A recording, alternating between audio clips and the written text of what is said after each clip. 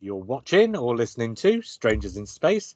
And for the next half an hour, we're going to be repeating a podcast we recorded 3 months ago when we first had the story titles, so you don't have to. Hi, I'm JR. Hi, I'm John. Hi, I'm Matt. So, yeah, we had a lot of information a bit early, didn't we? So we already kind of did our preview podcast, but it is 1 week till Doctor Who kicks off again. In fact, 6 days and a bit, really, if you think about it. So there's bound to be stuff for us to talk about, including, I suppose, trailers and promotional material and guest cast announcements and all sorts of other stuff. I wasn't on that podcast, so it's my opportunity. I haven't talked about the new series yet. Oh, okay. Because when you said I wasn't on that podcast, I was going to expect you to carry on and say I wasn't on that podcast. It's my fault. Therefore, I forewent the experience. I'm happy not to talk about. I'll just let you and John. I've got to say, the thing that strikes me about the promotional material at the moment is the trailers are all Ncuti Gatwa and what's she called? Belinda. The character is Belinda Chandra. Yeah, yes. Sorry, Miss Belinda Chandra. There's a miss there. Is that a terrible character name or what? An Italian forename and a sort of Indian surname? It's like such a weird mishmash of a name. You can't imagine anybody actually calling anybody that, can you? I don't know. People have strange names. Yeah, I'm not as criticisms go. I'm fairly content with character names. At least she's not called Rose. Well, yeah, Belinda being another name for beautiful. Surprisingly, because Russell could so easily have gone for another name for Red, but somehow he managed to sidestep that this time. And he does go for old-fashioned names, so he very much does. I checked actually because I thought, why has he done this? So I looked up the name Belinda, and it turns out that the name Belinda has never had any period of any kind of popularity other than a very brief spell between 1959 and 1961, where for some reason it rocketed up the popularity charts and then went right off a cliff again. And it's got to be something cultural to that, isn't there, that we're missing? Yeah, somebody in like 1958 or something was suddenly very popular for 6 months, and you suddenly had a load of babies being called that for a couple of years afterwards. And that was it, really. So, but the reason I bring it up is all the promotion, all the trailers, all the photographs, everything else we're getting is all those two.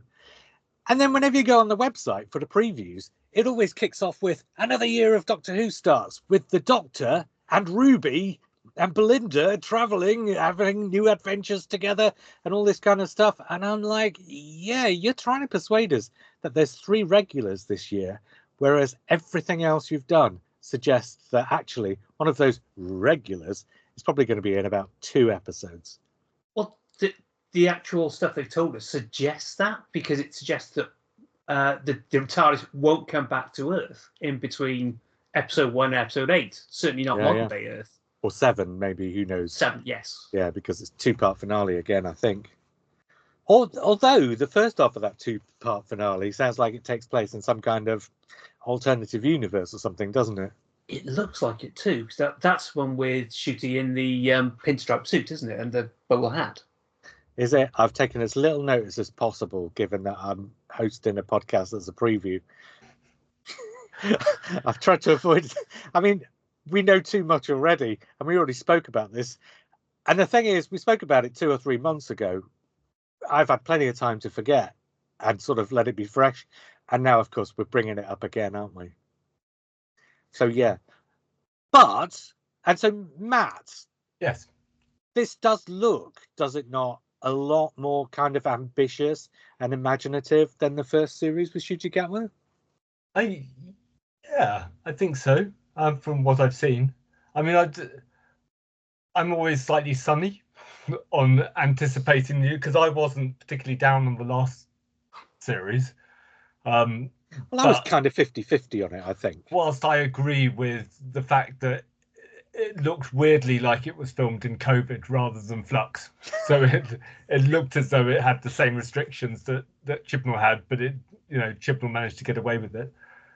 Whereas this one, hopefully, I mean, shooting out were a second series and taking him away a bit, and there's less Ruby, and I wasn't particularly wedded to Ruby in the last series. I felt her story had been done, so I'm quite excited to see the differences. And the trailer's showing me stuff that I'm quite interested in. I'm not 100% sold on turning into a cartoon, but only because every fantasy sci-fi series seems to have an episode towards the end of its run where they turn the characters into a cartoon or into Muppets or something, and that feels a little bit like it could risk jumping the shark a bit, but only because it's the point in so many series where it's jumping the shark. So well, the great thing it's a bit of about a Doctor risk. Who is it jumps the shark and then somebody else takes over and it jumps right back, doesn't it? Yeah. Oh, it's a professional shark vaulting show. Yeah, it kind of basically is. And it's like Bond in that respect, isn't it? Your famous example, Matt, is Die Another Day, where it goes too far and then the elastic snaps Oh, and yeah. it comes right back to basics.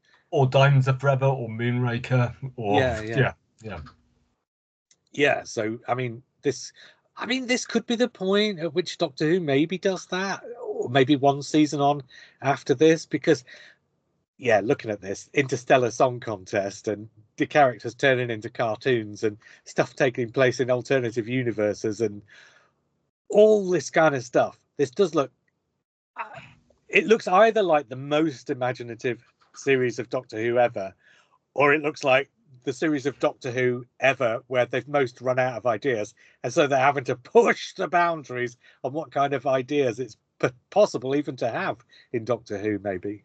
So the cartoon, is that Lux, the cartoon? The second one, Yes. Yeah. So I'm wary of it, but I'm also looking forward to it because the way it looks on the trailer, that kind of Steamboat Willie look, could be very sinister if it's done right. It's just the turning into cartoons I wasn't sure about. The Interstellar Song Contest, I'm just wary about, but it's the sort of thing where I might just have to accept it.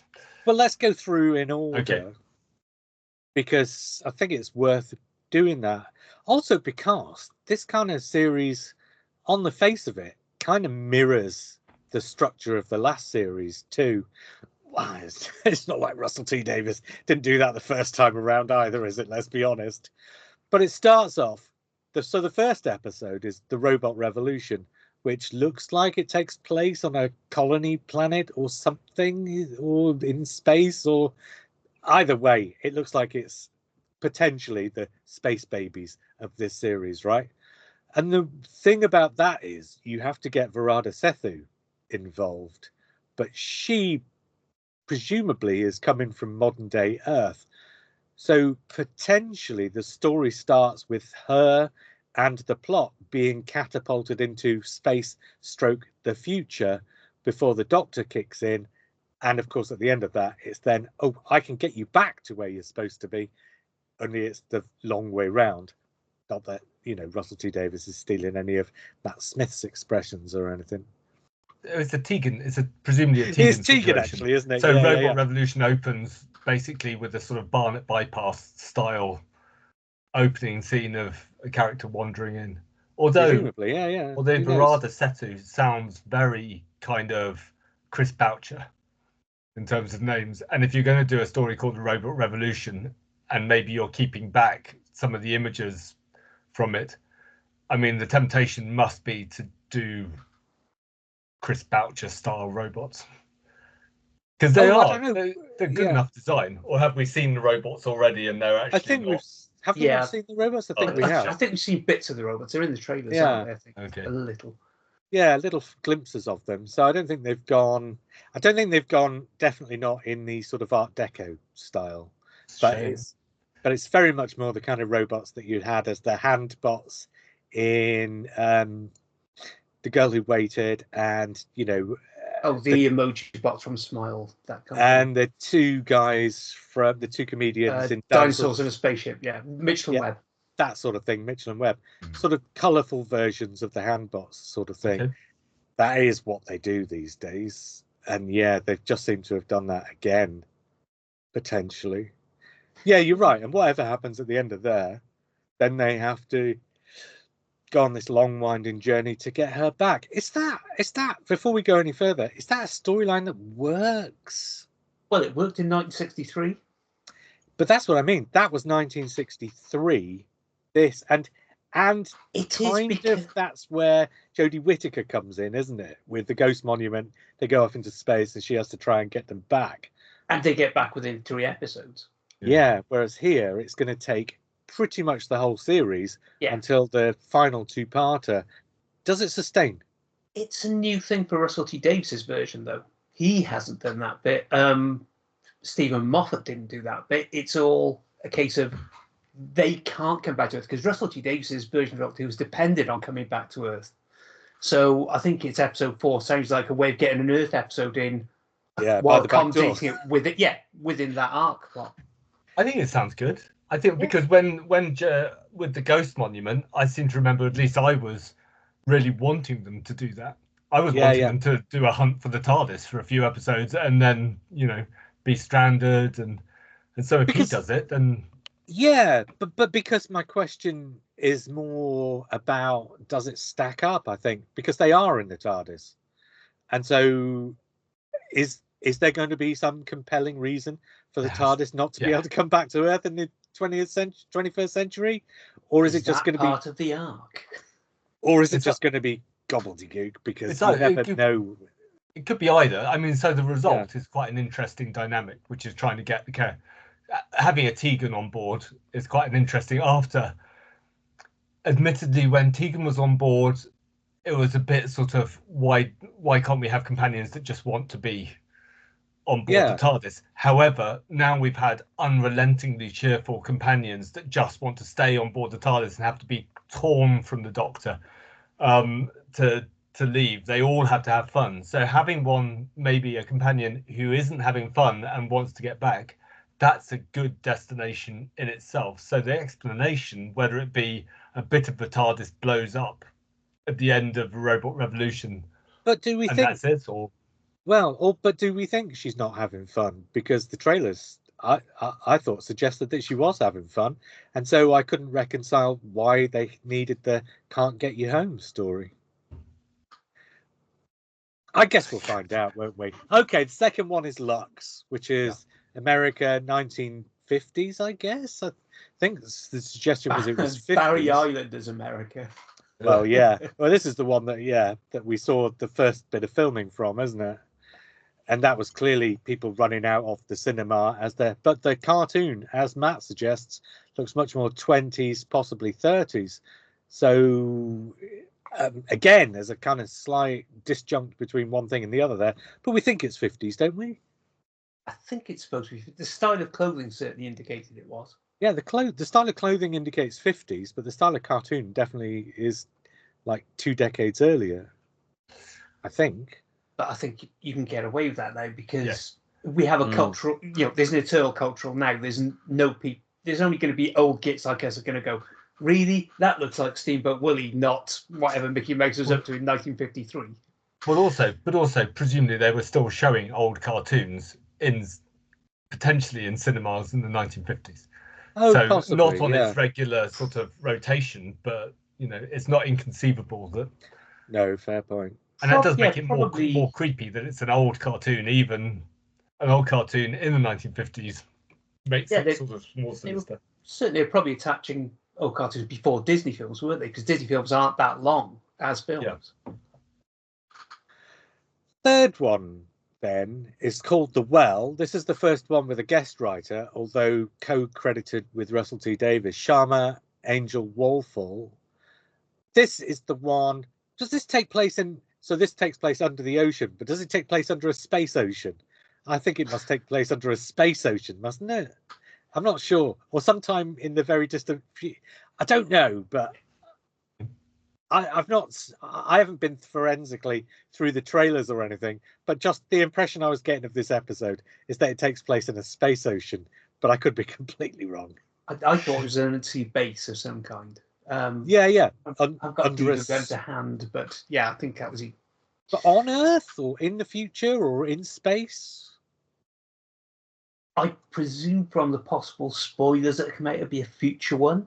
Yeah. Because I think if the premise we heard about is correct, it's very difficult to do an Earth story with that. Well, I guess an undersea base, though, you could do that story and have it done and dusted so that it doesn't, get out into the general public. So it could be set in the past. It could potentially. But yeah, I don't know.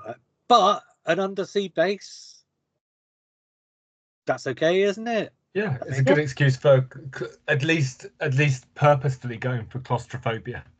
And Is a good thing studio rather and than secrets. inadvertently. Yeah, Sharma yeah. Angel Warfall doesn't have a massive online presence and a No. background of lots of scripts. It's more sort of soaps and stuff. So that's an interesting choice. She's a she? I'm assuming she. It's the one with Rose Ayling-Ellis as well, isn't it? If I remember Yes. Oh, right. Okay. Yeah. So, which could feed into the storyline. Let's move on. Lucky Day, then, is the one that's the Dr. Light one. So, going back to what I was saying before about this mirroring the first series, the first one is in space with kind of robots, weird stuff, futuristic tech stuff. So the babies in the wheelchairs, the robots here. The second one is going into the past, looking at cultural icons. So last time it was the Beatles and music. This time it's a Disney-esque cartoon and the idea of the cinema instead of music, so film. And again, it looks slightly sort of camp and over the top, just like the Devil's Chord was last time. Then your third story, well, last time that was the one that was claustrophobic, even though it was outdoors, because you're stuck in one space by having your foot on the landmine. This time you're stuck in an undersea base. So again, it's got that sort of claustrophobia, studio bound, all in one place thing. Then the fourth one last time was Dr. Light, Alternative Universes. And here we've got Dr. Light and something that I don't know if it's going to be a story in its own right. Lucky Day, we think it's setting up something for the finale, probably. Hard to say exactly how that might be, but there's going to be a character in it, we think, that is in a relationship with Ruby, who comes back and is either part of the sort of baddie or something to do with the sort of nemesis at the end of the series, potentially. I don't know. Is this setting up an alternative universe that needs to be repaired at the end of the series or something, maybe? I don't think we know too much about it. It seems like it could be a stories within stories kind of a thing from what we have heard. I don't mean necessarily strictly that, but something along those lines. I don't know. Either of you any thoughts about this one? Was this a People Taiwan? Yes. Yeah. Yeah. I mean, I thought his previous stories were really quite nicely constructed, whatever you take the moral of the Kablam to be. So I think he can write a really good, solid Doctor Who story. I think he'll be fine. And I wouldn't mind if it was kind of as out there as something like 73 Yards was. Something slightly different. That I think was what I'd be looking for at this stage of series. Because what Russell T Davies has done, even in his early series, it's been, modern day with companion, introduce past, future, Earth, and modern Earth story. So he's structured it like that. So this isn't any kind of surprise. Not really. Are the unit stories in this season, are they going to also lay the groundwork for war between the land and the sea? Potentially. Is that going to be in its mind? Yeah, it's hard to say that it won't do that, but I don't think we've seen anything that suggests that it will directly do that. No. So it could be that at some point in this series you get the introduction of the Sea Devils as a concept, but just as easily it just could be that the Doctor leaves at the end, leaves Unit in place, and then Unit take up the slack at the next story. So it doesn't necessarily need to set it up, I don't think. In a way, I think it would probably be narratively helpful if it didn't set it up. Because although by setting it up, you sort of intrigue the audience and make them want to watch, presumably, this being Doctor Who, the audience is already intrigued and already wants to watch, and you're trying to catch a new audience. And if you're trying to catch a new audience, what you don't want to be saying to that new audience is, oh, and by the way, you need to have seen this episode of this program you didn't watch in order to fully understand the first episode of this one. So I don't know. It could go either way. I would be inclined not to set it up, but I think a couple of people have suggested it's possible that they might. So I guess it's more likely it won't really be set up, because that's what he did with Torchwood. He sort of constructed the idea, and then the actual series itself was sort of tangential to the idea, sort of roughly mocked up. Yeah. Well, in fact, with Torchwood, the series itself was the complete antithesis of the idea he set up, wasn't it? Yeah, and so, I think you might get a couple of lines here and there. I don't think it'll be something like as vital as this is the arc of the season. It's related to that. Yeah. And didn't they mention? Didn't the expression "the war between the land and the sea" turn up in 73 yards anyway, or something along those lines? It was an early line in 73 yards, wasn't it? But it was absolutely nothing to do with Sea Devils or anything. No, but it could have been that Russell T Davies was, because this is what he does, isn't it? It's like Torchwood. The first mention of Torchwood is in Bad Wolf in the it's the weakest link, isn't it? Weakest link segments. That's right. So it could just be that he knew he was going to do it. He knew that was what it was going to be called, and so he threw that line in just for a sort of inside joke on his own behalf. And it could be, it was an inside joke, wasn't it? Because that was what they were sending the rushes up to BBC to London at the M4 under the name of Torchwood. Oh yeah, Torchwood. Yeah, in Torchwood's case, yeah, absolutely was.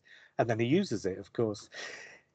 Anyway, episode 5 is called The Story and the Engine, which is Inua Elams, and that is the Nigeria one, or Nigeria or whatever. Everything we've heard about this story always mentions the country Nigeria, because Inua Elams has Nigerian heritage, I believe. I've read one book of his.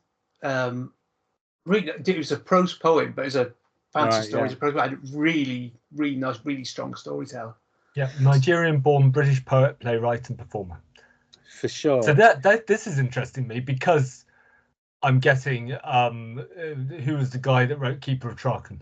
Anthony. Johnny Byrne. Johnny Byrne. Yeah. I'm getting sort of Johnny Byrne vibes from the idea of a poet. Writing Doctor Who, and it's not him and Russell T Davies. So it. Yeah, that's the odd thing, isn't it? This one looks like it's him and his vision and his story. So if there's a little sort of standalone Nigeria set story in the middle of a Doctor Who season with Ncuti Gatwa, then that could be quite an interesting thing that Doctor Who hasn't. I mean, since Demons of the Punjab. Yeah. John, I've got to ask: are there parts of the Gower that could stand in for Nigeria? No, maybe bits of Cardiff though. Well, Russell T Davies really doesn't like going off to foreign climes to film his episodes, does he? Despite the extra budget that Disney might have been putting in. Okay. Is there a sound centre up in Rome or something? Well, who knows? Spaghetti Western. Yeah. I do. But we hear the word Nigeria in conjunction with it, but that doesn't mean it's set in Nigeria. Maybe it just means there's a Nigerian flavour. It could be. It could be.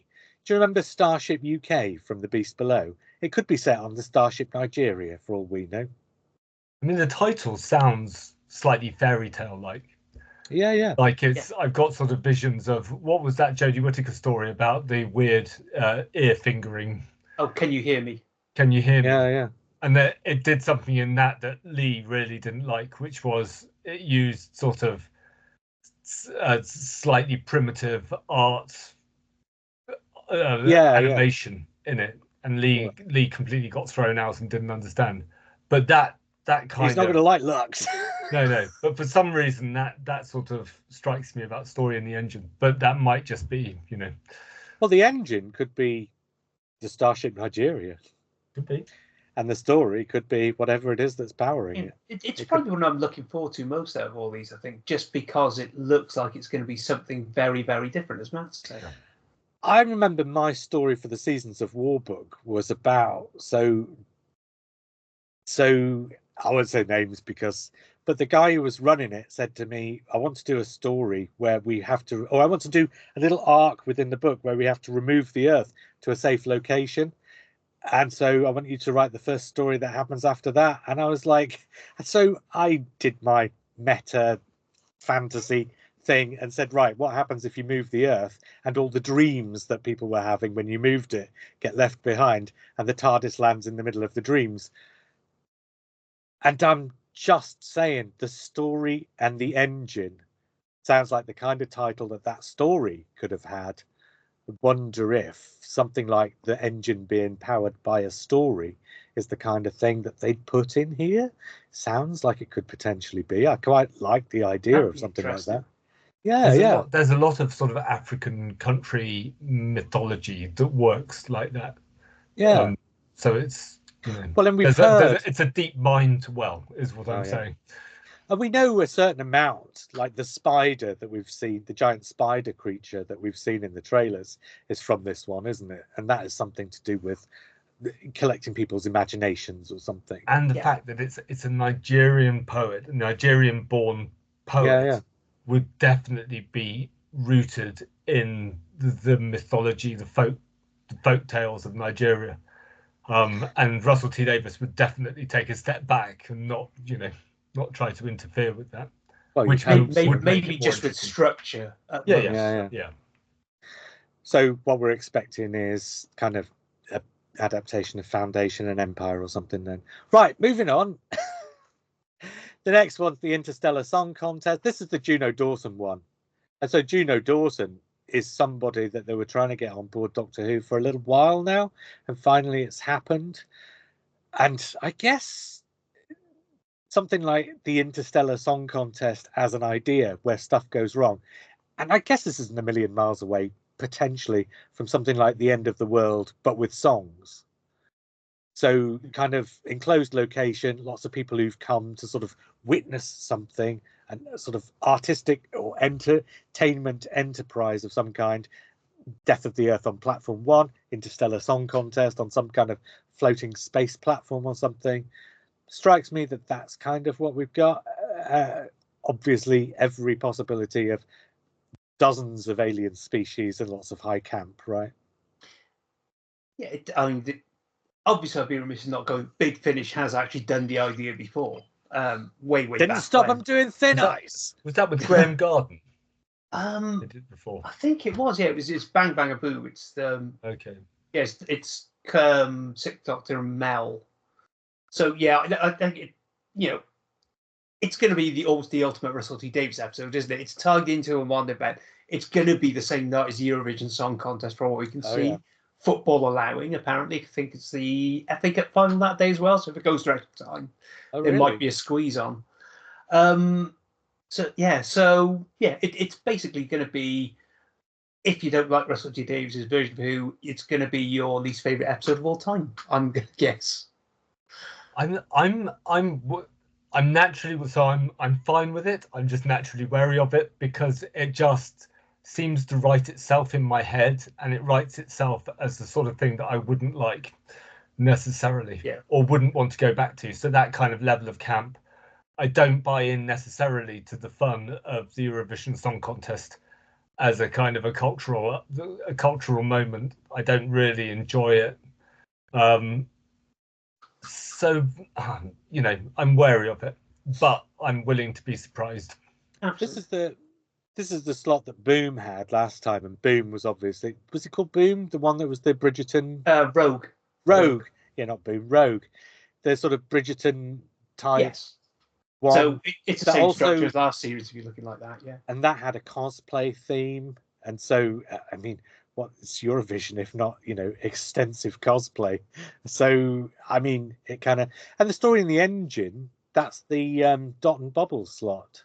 So if it's something a bit conceptual and a bit different, again, that was a bit conceptual and different in that slot.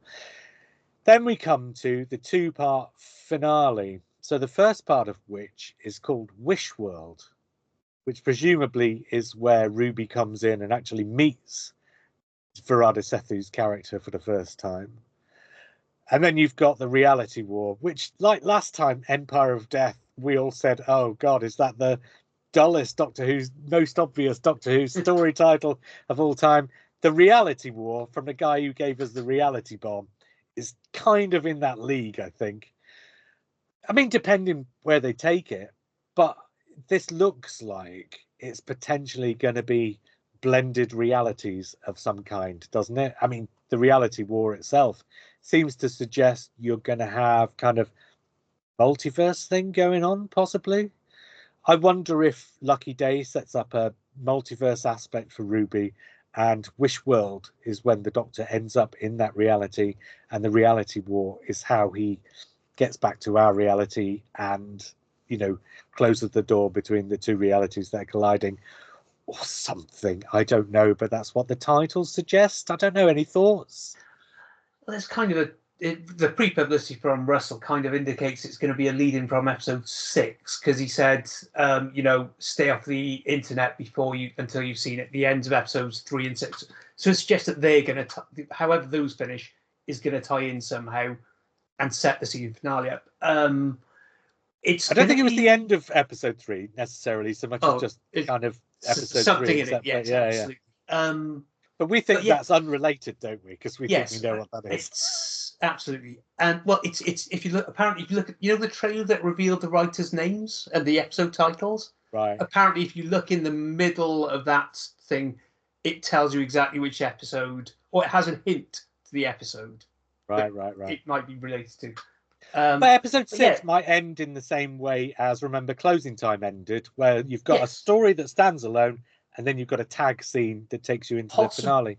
Possibly that's where they reveal the identity of Mrs. Flood, because that's going to be the big thing in the finale, I suspect. Yes, I think somebody said to us that that's where they reveal the identity of Mrs. Flood, and then you get Mrs. Flood as the villain or whatever, depending on what that sort of identity is. Yeah. For the last 2 episodes, potentially she could be the goodie.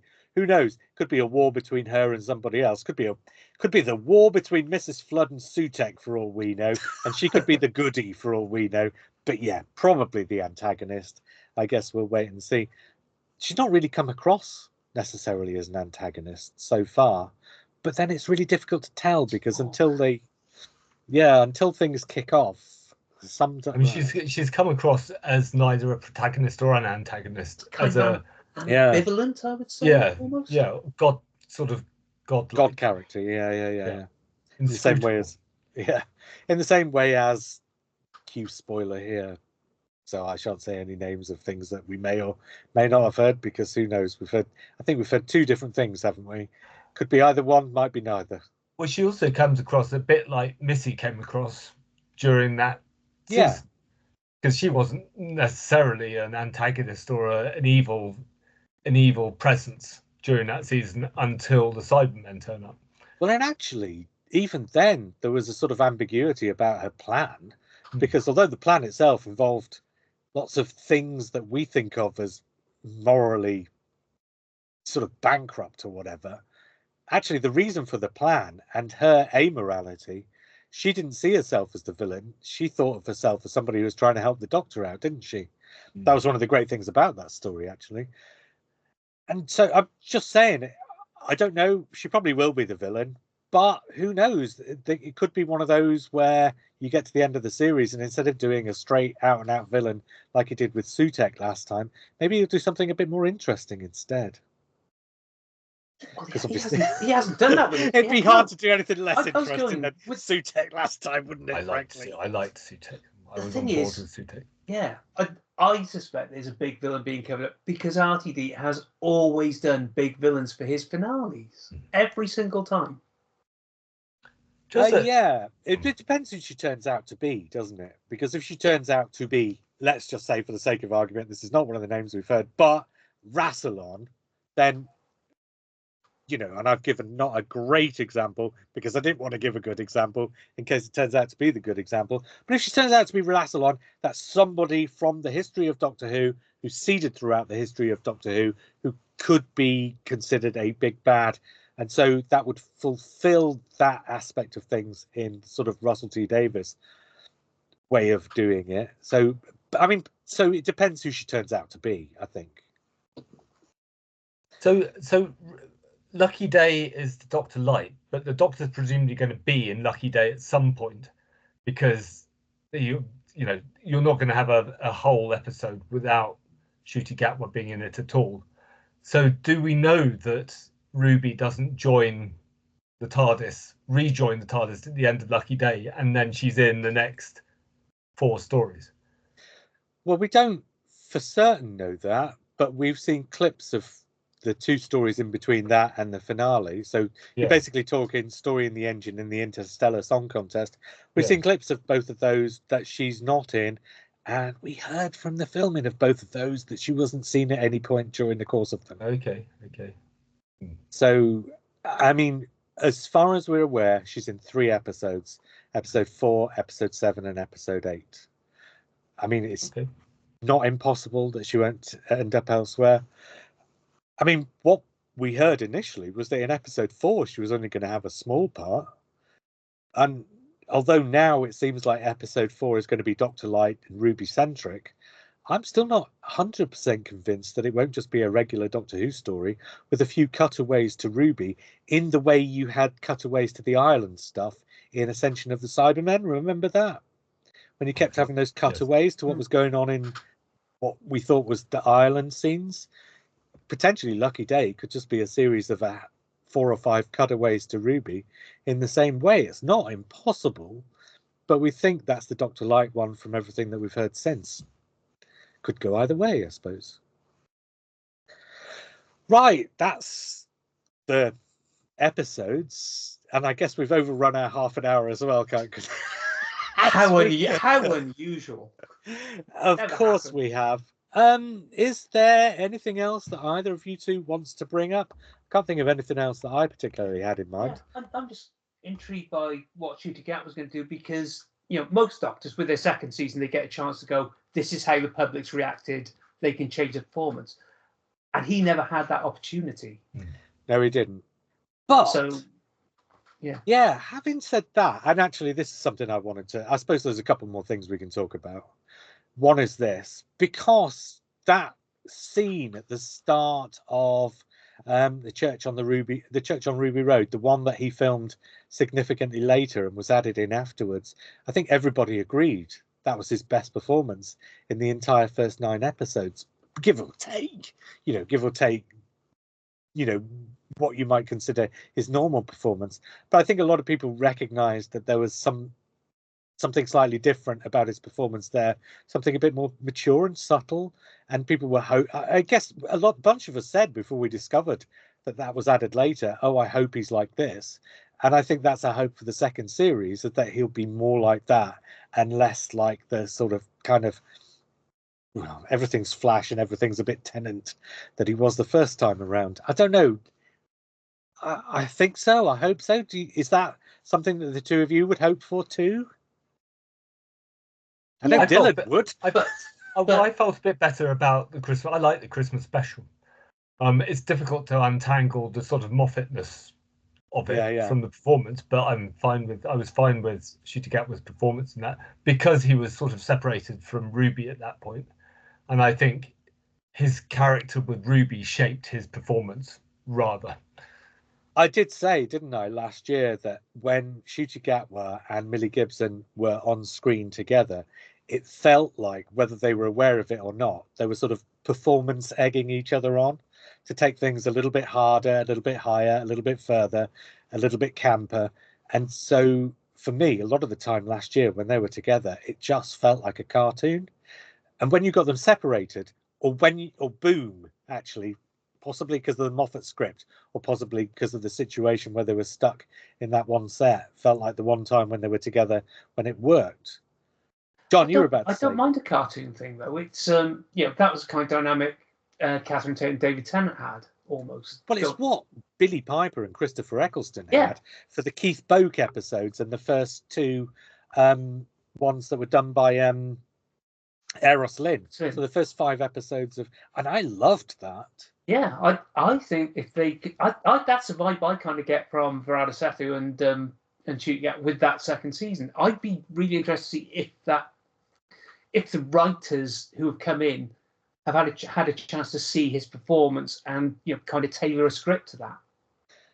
Also, I think the reason why those early series 1 episodes worked with Eccleston and Piper is because they weren't necessarily written to be quite as I think if you lean into it in the writing and then go for it in the acting and directing, you can make everything go too far and it becomes like a flan rather than a meal or something. You need a kind of almost a control element to it, just a little realism, a grounding element. A grounding, absolutely. Yeah. What you don't want here is for everything to get completely ungrounded. And that's a risk, actually, given last year's series, isn't it? It's a risk that it becomes less grounded rather than more imaginative. More imaginative, but if it loses its grounding, then it just becomes silly and inconsequential. So that's a risk. But I hope not. And it certainly doesn't necessarily look like it, I don't think. And then, of course, the other thing, I mean, and we've talked about this so often anyway, but I think we need to bring it up as this is our preview episode, is the fact that Ncuti Gatwa might regenerate at the end of it. And that Disney might withdraw their money or might keep funding Doctor Who, but demand that Russell T Davies steps away is one of the other rumours. I think that is wish fulfillment.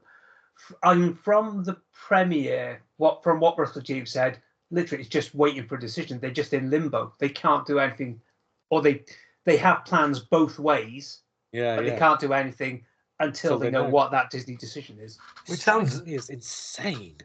It sounds reasonable. I mean, what's insane? The fact that Disney aren't committing, or the fact that they've set this up and the date that they've given for Disney to commit is like 9 months after they need to start work.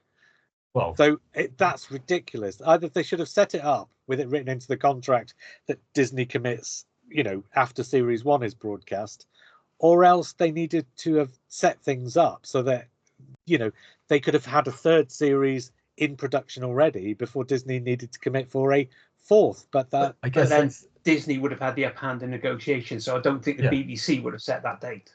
Yeah, that's what most. Most fans are really concerned about the Americanization of Doctor Who under Disney, but it's probably more a concern that they just have a lot of power over, the technical aspects behind the series and the commitments. I don't really see an awful lot of influence of Disney at all, frankly. This just strikes me as straight Russell T Davies, to be honest. There's not very much influence on screen. No, the only one we know of is that scene at the start of Church on Ruby Road, isn't it? Yeah. That was it. Yeah, and as far as we can tell about anything else, Russell T Davies is just writing, basically RTD Unbound, frankly, from what it looks like. So it's hard to say. And if it's an honest statement that Russell T Davies is waiting to find out what Disney does, then the implication there is that Disney could still come up with the money for a third and a fourth and a fifth or whatever series. Because I think if the likelihood was that Disney were to walk away, if they're expecting Disney to walk away, you'd surely expect them to push a few buttons on carrying on without Disney in the hope that actually Disney change their mind and come in. But as things stand, it doesn't look like Disney are on the edge of walking away at all. A slight, almost jokey question, but it strikes me as actually it's a possibility. Trump's tariffs apply to services, products, everything coming from another country. Technically speaking, Doctor Who's a UK product that's then being imported into America. Does the 10%, do you think, apply to Doctor Who as well? Well, no. If Disney are actually putting money into the production, then you get around it like that. It's a Disney production. It's a co-production. Yeah. Well, yeah. But if Disney are named as producers and it's a part, one way or another, it's partly an American production, because the tariffs are on goods that are imported. This isn't imported. It might be made abroad, but it's not being imported into America. It's part of the Disney roster. Yeah. That's interesting.